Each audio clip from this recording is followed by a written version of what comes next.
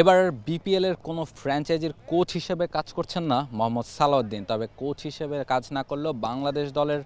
সহকারী কোচ মোহাম্মদ সালাউদ্দিন ঠিকই নজর রাখছেন বিপিএলের দলগুলোর উপর এবং বিপিএলের যে ক্রিকেটাররা খেলছেন, স্পেশালি ন্যাশনাল টিম কিংবা তার আশেপাশে যে ক্রিকেটাররা আছেন তাদের দিকে ঠিকই কিন্তু নজর আছে এই কোচের। কারণ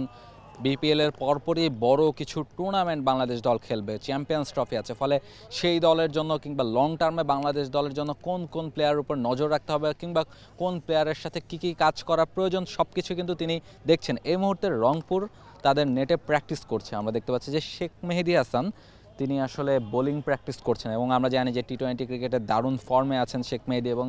তার বোলিংটাও দারুণ তিনি করছেন, সাথে সাথে ব্যাটিংটাও ভালো পারেন, ফলে তার বোলিংটা নিয়ে সালাউদ্দিন কিন্তু ঠিকই কাজ করছেন। যদিও তিনি রংপুর রাইডার্সের কোচ না বা রংপুর রাইডার্সের সাথে তিনি নেই, তবে শেখ মেহেদীর বোলিংটা তিনি ঠিকই দেখিয়ে দিচ্ছেন যে কিভাবে করলে আরও বেশি বেটার করা সম্ভব, সেটা কিন্তু তিনি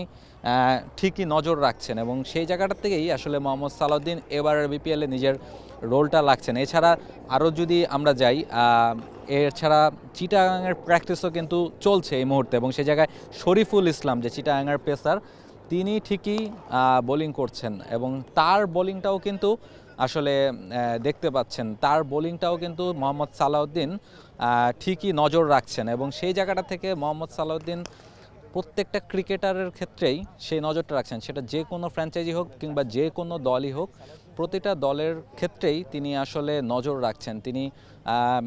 রংপুর হোক কিংবা বরিশাল হোক কিংবা চিটাগাং হোক, ন্যাশনাল টিম বা ন্যাশনাল টিমের আশেপাশে যেসব প্লেয়াররাই আছেন তাদের প্রত্যেকের দিকেই তার নজর আছে এবং কার কোন জায়গাটাতে টেকনিক্যাল খানিকটা সমস্যা হচ্ছে, কার কোন জায়গাটাতে একটু কাজ করা দরকার, সেগুলো কিন্তু তিনি খুব ভালোভাবেই নোট নিচ্ছেন এবং সাথে সাথেই দেখে দিচ্ছেন। এবং তিনি বলছিলেন যে প্লেয়ারদের যদি মনে হয় টুর্নামেন্টের মাঝেও যে তাদের আসলে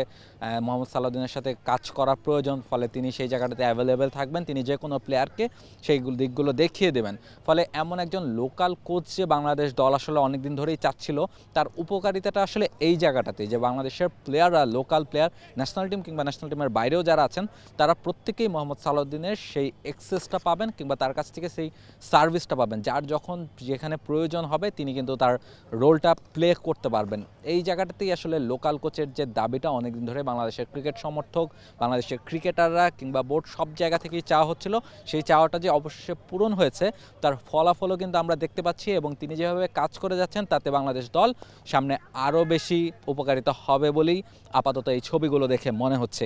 মিরপুর শেরে বাংলা ক্রিকেট স্টেডিয়াম থেকে রাহুল রায়, T Sports. Bangladesh premier league 2025, 7টি দলের জমজমাট লড়াইয়ে মাতবে পুরো দেশ। দেখতে চোখ রাখুন টি স্পোর্টস নেটওয়ার্কে।